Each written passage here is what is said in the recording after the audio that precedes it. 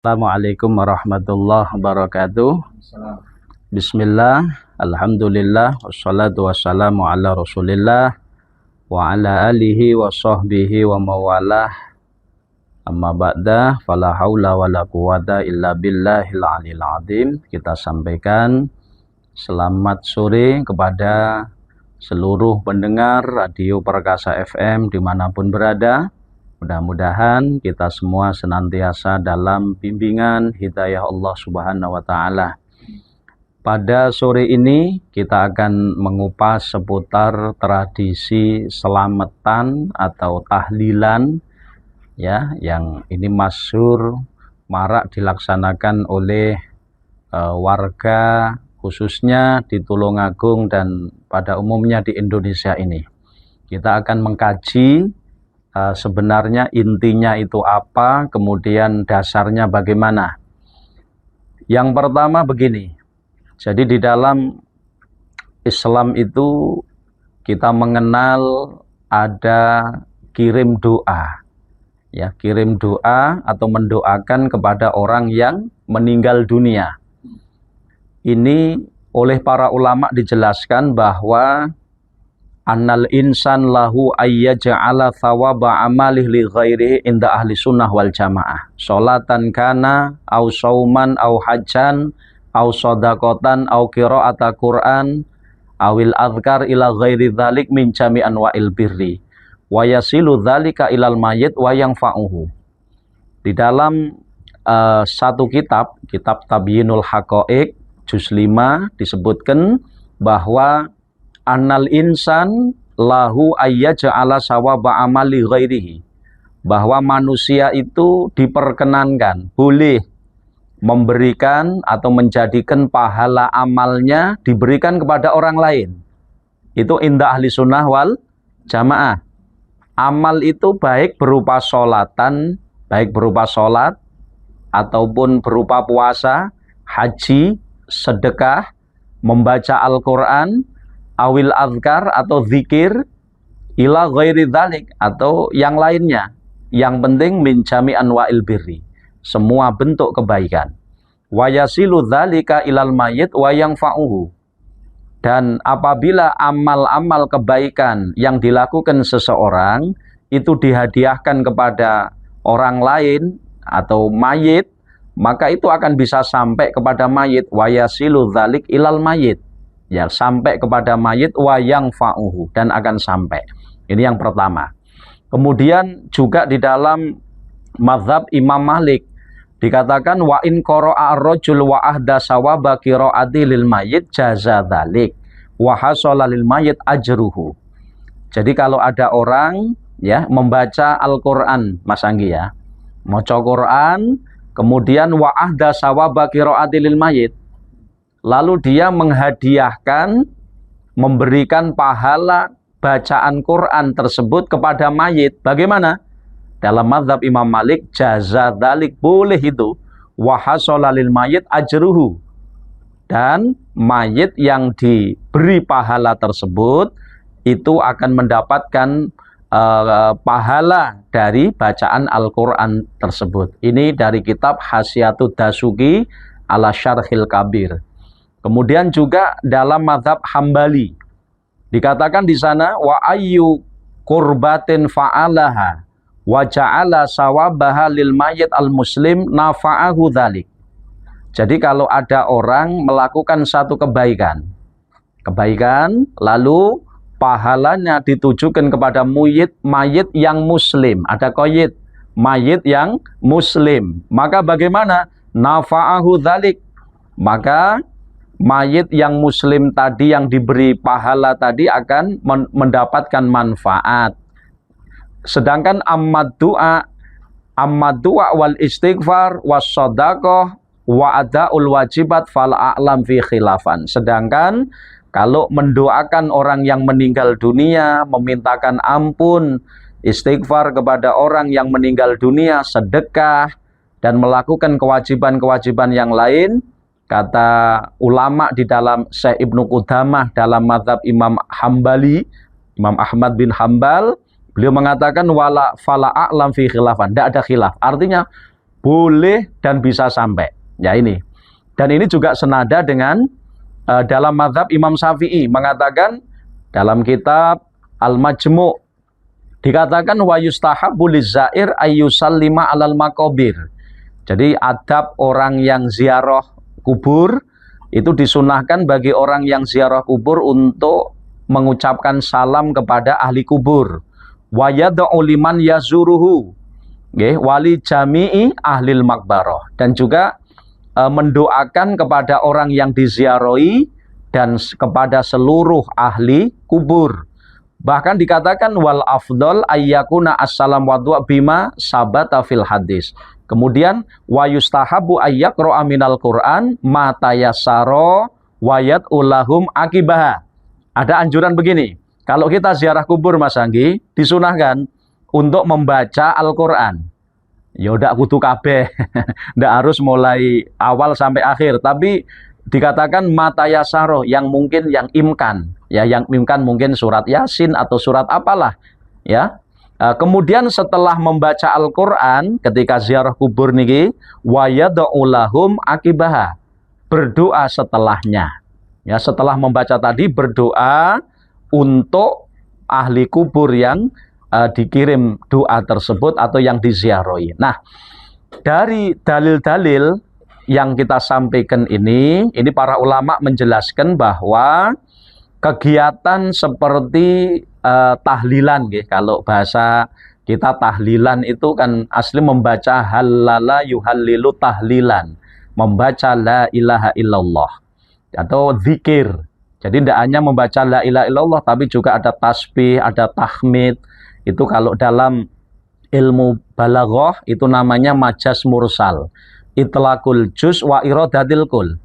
Jadi mengucapkan sebagian tapi yang dikehendaki keseluruhan. Jadi sama seperti kalau tahlilan itu asli yang diucapkan kan maknanya membaca la ilaha illallah. Tapi ketika ada tradisi tahlilan orang mung la ilaha illallah mawon, ada subhanallah, ada astagfirullah. Ini namanya majaz mursal yang diucapkan sebagian tapi yang dikehendaki keseluruhan. Dan sebagaimana dalil-dalil yang disampaikan oleh para ulama dari 4 madhab ini ya, jadi mengatakan bahwa kalau ada orang membaca Al-Quran, ada orang zikir, ya, kemudian pahalanya dihadiahkan kepada mayit, maka dikatakan yasilu dzalik ilal mayit wa yanfa'u, maka akan sampai dan memberi manfaat. Itu urusan napa niku, urusan zikirnya, urusan membaca Al-Qur'annya.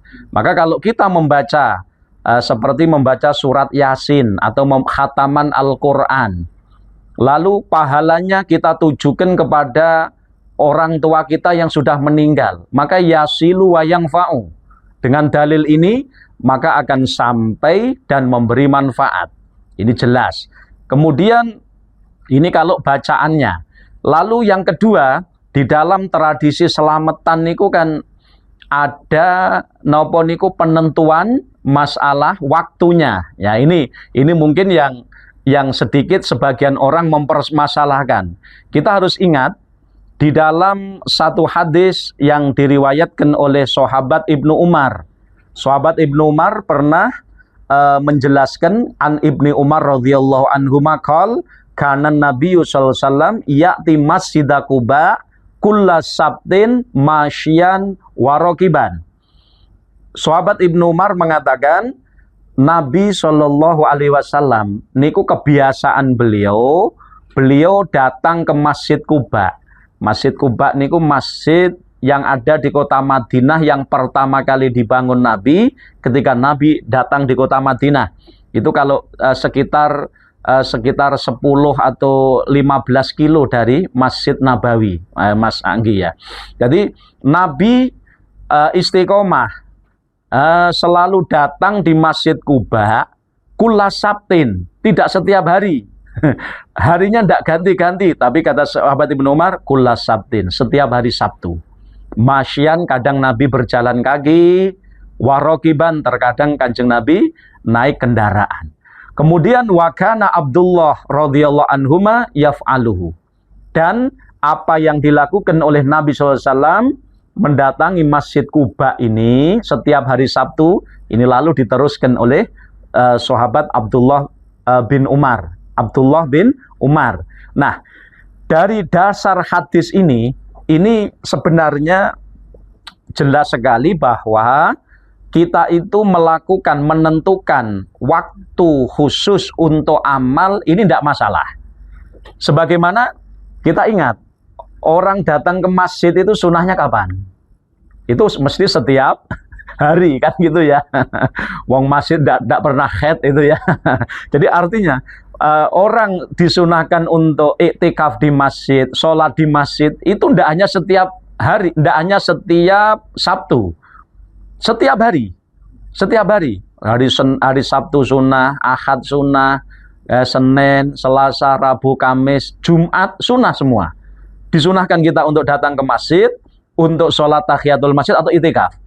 Tapi subhanallah, Nabi mengajarkan, Nabi Shallallahu Alaihi Wasallam memberi contoh, ya, memberi contoh. Beliau tidak setiap hari datang di Masjid Quba, ya, tapi beliau mendatangi Masjid Quba itu setiap hari Sabtu. Ini masalah menentukan. Jadi gitu ya. Jadi artinya dari dasar yang dilakukan oleh Nabi ini, setidaknya ini merupakan istidlal para ulama, termasuk Imam Ibnu Hajar mengatakan kalau kita melakukan amal kebaikan, Mas, umpama kita tentukan harinya khusus, di istiqomah kan tidak apa-apa. Misal Jumat berkah, ya. Misalnya pengen sedekah, aku pengen maringi sarapan orang-orang masyarakat hanya hari Jumat, ya tidak masalah. Lalu jangan ditentang, mengkhususkan hari Jumat tidak boleh loh. Kenapa kok tidak boleh? Gitu ya. Jadi yang penting kita meyakini sebenarnya sunnahnya kapan saja. Sama seperti sedekah. Sedekah niku kapan saja disunahkan. Nggih. Memberi sarapan itu kalau kita punya loh ya. Kapan saja disunahkan, setiap hari. Tapi kalau kemudian kita misalkan milih wis aku tak Jumat berkah. Kan sekarang kan istilah banyak itu sekarang Mas Anggi ya, Jumat berkah. Jadi memberi sarapan, makanan hanya hari Jumat. Ini tidak masalah. Yang penting tidak meyakini sakliyane Jumat tidak boleh loh. Jangan begitu. Ini yang tidak masalah. Semuanya aslinya semuanya boleh, dianjurkan pada semua hari. Tapi kalau saya memilih Jumat kan tidak masalah. Ini sebagaimana Nabi Shallallahu Alaihi Wasallam melakukan mengunjungi Masjid Quba setiap hari Sabtu.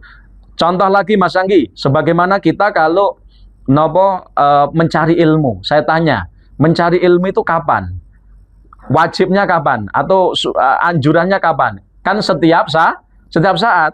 Nah, berarti kita hanya zona Islami hanya hari hari Jumat. Ini apa ini juga melanggar? Oh ya tidak. Yang penting kita sebenarnya tidak meyakini kalau selain hari Jumat tidak boleh. Tidak. Kita meyakini boleh kapan saja mencari ilmu, tapi kita menginginkan hari Jumat. Mungkin waktu kita longgarnya begini, itu loh ya. Ini artinya tidak masalah. Tidak masalah. Lah sehingga kita kembalikan dalam persoalan selamatan tadi. Selamatan itu intinya kan doa dengan sedekah. Doa sedekah itu aslinya kapan saja itu sudah. Setiap waktu sudah. Tapi kalau kita misalkan ingin melakukan pada hari-hari tertentu, tidak masalah. Yang penting kita tidak meyakini selain hari itu kita jelek, kita tidak begitu. Semuanya sebenarnya bagus, tapi kita hanya ingin hari ini. Nah, ini tidak masalah kalau begitu. Sama dengan Jumat berkah tadi itu ya. Sedekah hanya hari Jumat. Itu bukan berarti meyakini hari Sabtu tidak oleh ganjaran. Ya, tidak. Semuanya disunahkan. Tapi kita menginginkan misalkan Jumat berkah hari Jumat. Demikian pula tradisi di sebagian masyarakat kita yang menentukan sedekah itu hanya misalkan nih Mas Anggi, hari ketiga, kemudian ketujuh, 40, ya, kemudian 100, 1000. Lah ini tidak masalah, tapi bukan berarti kalau melakukan selamatan selain hari ini dilarang, tidak. Itu loh ya. Makanya kalau bisa kita katakan kalau inti sedekah, inti selamatan tahlil niku wau sedekah dan doa. Ini kalau bisa yo selamatan ing bendino. Bendino sedekah itu ya. Tapi kalau umpama ndak bendino juga tidak masalah. Dan ini sebenarnya juga dijelaskan di dalam napa niku kitab namanya Nihayatuz Zen. Ini karya Syekh Nawawi Al-Bantani, nggih. Dikatakan teng mriku wa tasadduq anil mayyit biwajhin syar'in madlubun. Jadi sedekah untuk mayit dengan cara sing bener itu dianjurkan. Wala yutaqayyadu bikaunihi fi sab'ati ayamin au aksar aw aqalla. Lah kesunahan anjuran sedekah untuk mayit niki tidak dibatasi hanya dengan misalkan hari ketujuh, nggih, hari ketiga atau hari 100, tidak, sebenarnya tidak. Lah wa taqyidu ba'dil ayyam minal awaid faqat. Lah sementara penentuan ya hari ketiga, ketujuh, ke-40, 100, 1000 itu kata Mbah Nawawi Al-Bantani itu hanya tradisi saja, adat.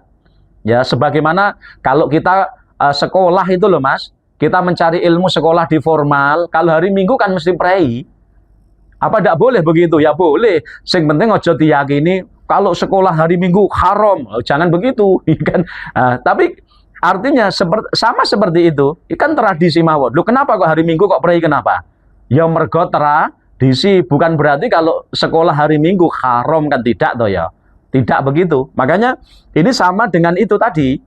Jadi kalau intinya sedekah untuk orang yang meninggal asalkan dengan cara yang dilegalkan, cara sing bener, itu anjuran dan tidak terbatas pada hari ketiga, ketujuh, 40. Itu kalau bahkan kalau punya ya di samping 3, 7, 40, 100, ya kalau saya kaya raya ya saya bendino itu ya, itu sedekah bendino ndongake, itu malah diemen itu nggih mayitnya, nggih. Itu seperti ini. Makanya ini jangan dipersoalkan ya.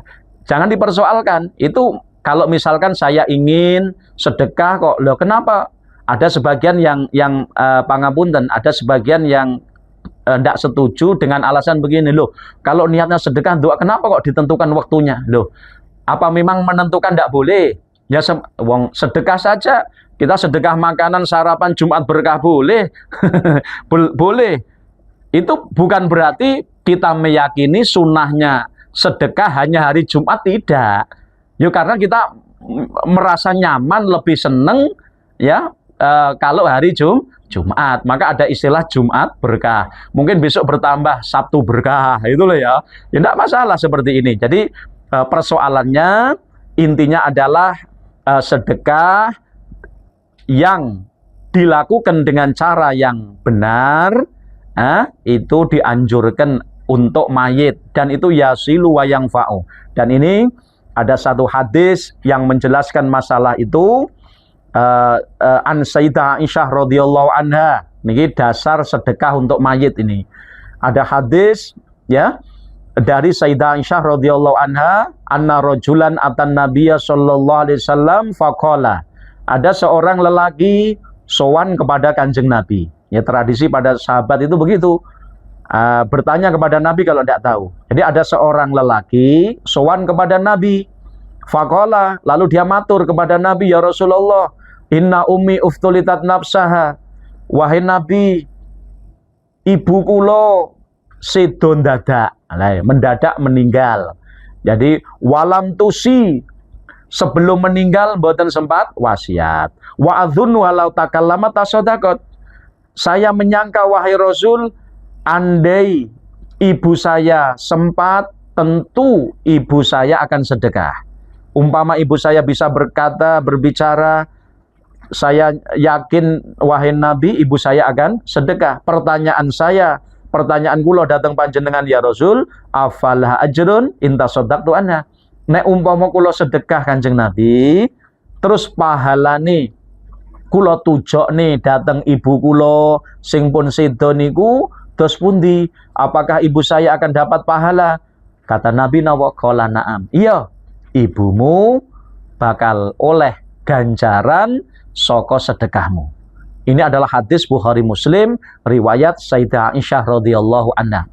Kesimpulannya bahwa tradisi selamatan atau kirim doa, tahlilan, itu sebenarnya intinya hanya dua, Mas Anggi. Yang pertama adalah membaca Al-Quran, zikir yang ditujukan kepada orang yang meninggal. Dan ini dari keterangan-keterangan yang kita sampaikan tadi, ada bahkan 4 mazhab ini. 4 mazhab, ada mazhab Hanafi, Syafi'i, Maliki, Hambali, semuanya mengatakan yasilu wa yanfa'u. Itu bisa sampai dan bisa memberi manfaat. Sebagaimana yang kita jelaskan tadi, annal insan lahu ayyaja'ala sawaba amali li ghairi inda ahli sunnah wal jamaah sholatan kana au sauman au hajan au shadaqatan au ghairi dzalik. Itu yang pertama. Yang kedua, sedekah. Karena dalam tahlilan selamatan itu di samping donga bar ngono muli digawani berkat, itu sedekah. Maka sedekah yang ditujukan kepada orang yang meninggal dikatakan dalam hadis riwayat Imam Bukhari Muslim dari Sayyidah Aisyah radhiyallahu anha, yang mana ada seorang lelaki yang ibunya mendadak meninggal, lalu dia sowan kepada Nabi ingin sedekah, pahalanya ditujukan kepada ibunya yang telah meninggal. Ternyata Nabi Muhammad mengatakan, "Na'am, iya, ibumu akan dapat pahala dari sedekahmu." Maka dari sini doa, bacaan Quran, zikir, sedekah yang ditujukan kepada orang yang meninggal dunia itu yasilu wa yanfa'u, itu akan sampai dan memberi manfaat. Ya, ini dari kitab-kitab ahli sunnah wal jamaah. Cuman nanti ada satu yang harus kita kaji, itu Mas Anggi, tentang biaya. Ya, ini yang kemudian nanti akan sangat berbeda hukumnya, biayanya dari mana. Sebab kadang biaya yang dikeluarkan itu ada kalanya dari tirkah, harta tinggalan mayit yang belum dibagi, dan ada yang biayanya dari pribadi masing-masing ahli waris. Ini akan sangat berbeda. Baik, kita akan jeda sejenak, kita nanti akan kembali setelah beberapa pesan berikut ini. Iya, jadi begini ya. Jadi yang pertama, memang ini yang harus benar-benar kita garis bawahi, bahwa kan sedekah yang ditujukan kepada orang yang meninggal itu sangat dianjurkan, itu dengan syarat biwajin syar'iyyin, dengan cara yang benar.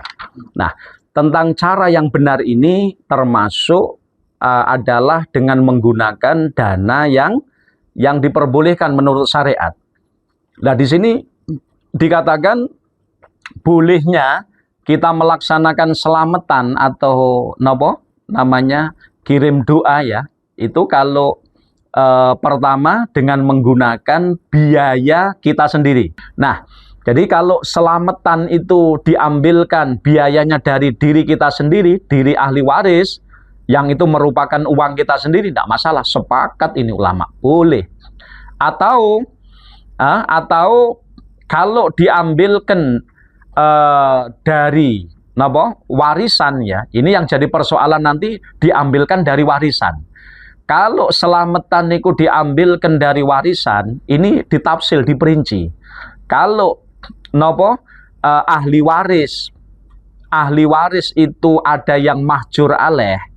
Mahjur alaih itu orang yang tercegah tasarrufnya, seperti ada anak kecil, ada bayi, ada yang belum tamyiz, kemudian ada orang gila dan lain-lain yang mahjur alaih, maka tidak boleh menggunakan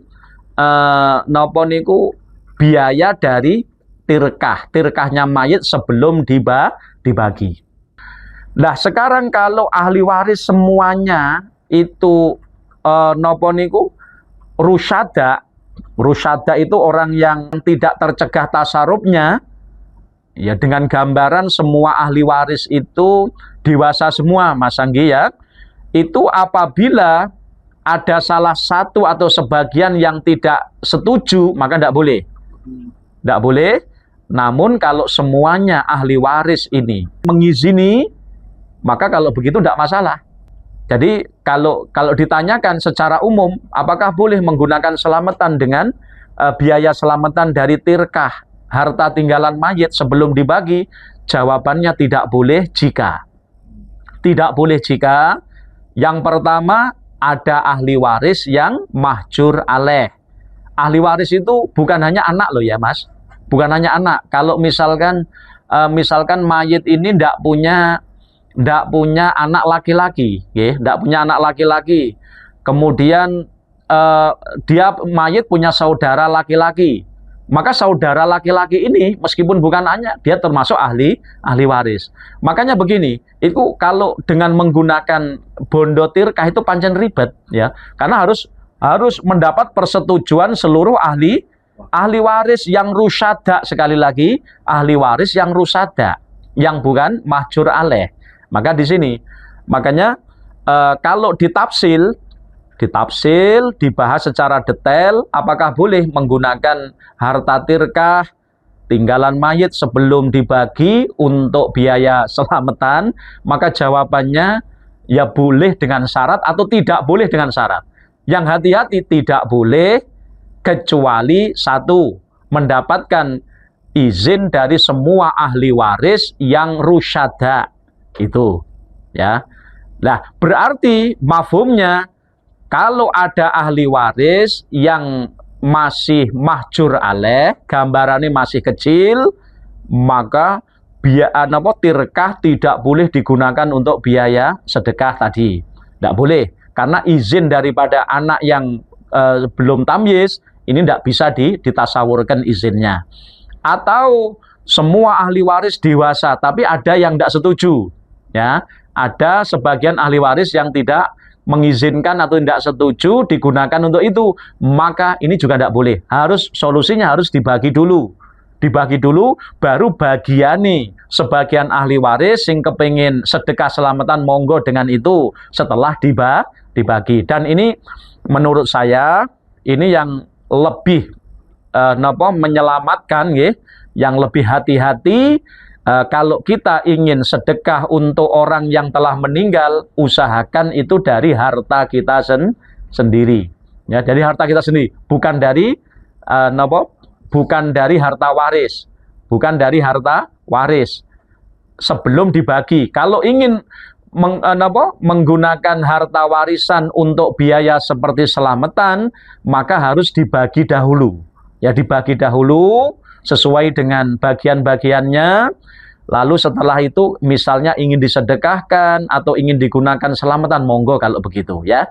Jadi ini yang paling aman. Maka supaya niku benar-benar diperbolehkan untuk biaya selamatan, biaya tahlilan ini, sedekah ini, itu yang paling baik adalah diambilkan dari harta kita sendiri ya. Kalau kita ingin sedekah, pahalanya kita tujukan kepada orang tua kita, itu pahala yang luar biasa ya. Begitu.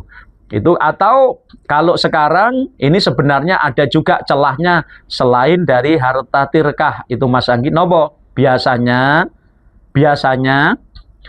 masyarakat kalau takziah itu kan biasanya ada yang membawa nggawa beras, nggawa gula, kan itu ya. Kalau ini jelas, kalau misalkan biaya selamatan diambilkan dari ini, apakah boleh? Boleh kalau ini. Jelas ini adalah zahirnya orang membawa itu ya tujuannya untuk ubur rampen daripada merawat mayit tersebut. Ada kalanya dengan sedekah selamatan dan seterusnya. Kalau ini boleh.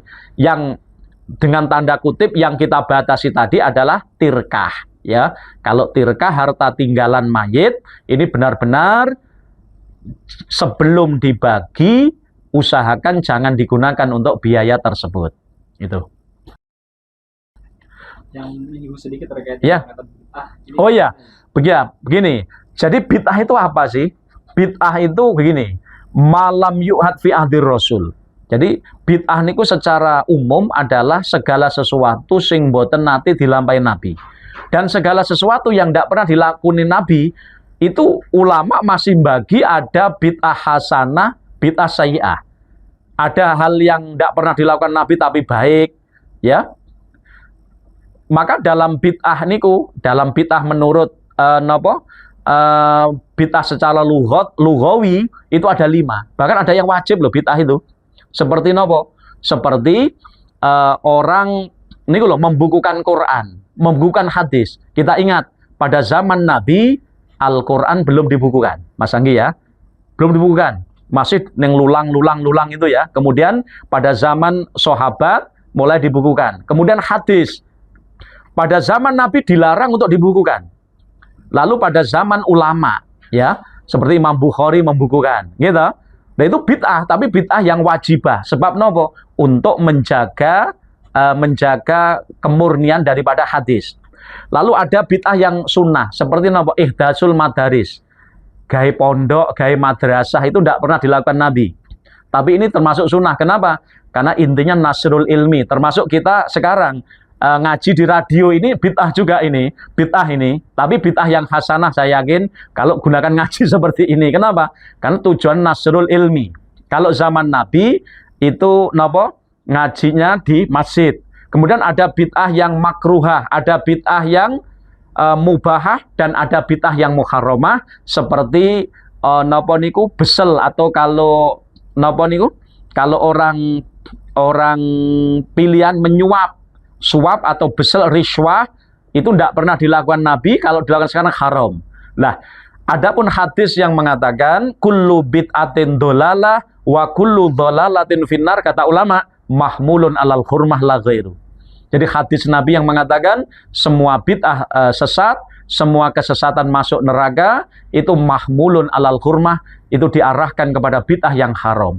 Jadi hadis kullu bid'atin dolalah itu tidak bisa digunakan untuk menghukumi orang yang membuat pondok, tidak bisa. Tidak bisa. Atau bahkan Quran zaman Nabi, Mas Anggi, itu tidak ada titik, tidak ada harokatnya, tidak ada. Ada titik, ada harokat itu pada zaman ulama ini. Ini bid'ah, tapi salah satu bid'ah yang bisa wajibah itu ya. Karena tanpa itu tidak bisa orang baca. Jadi antara ba, ta, sa itu podo koyo perahu itu ya. Lah maka ada pembedaan. Kemudian jim, ha, kho dibedakan juga ada. Ini karya ulama itu. Jadi dalam rangka memudahkan orang membaca. Artinya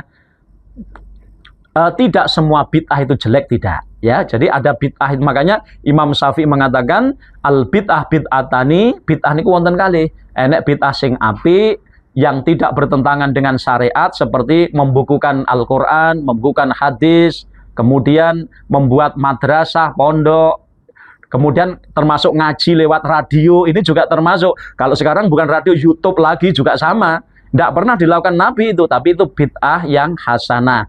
Dan juga ada bid'ah yang jelek. Nah, dalam persoalan sedekah ini tidak masuk kategori bid'ah yang sayyi'ah, tidak masuk bid'ah yang jelek, manakala tadi dana yang digunakan itu dana sendiri, atau paling tidak telah mendapatkan izin dari semua ahli waris. Isinya begitu.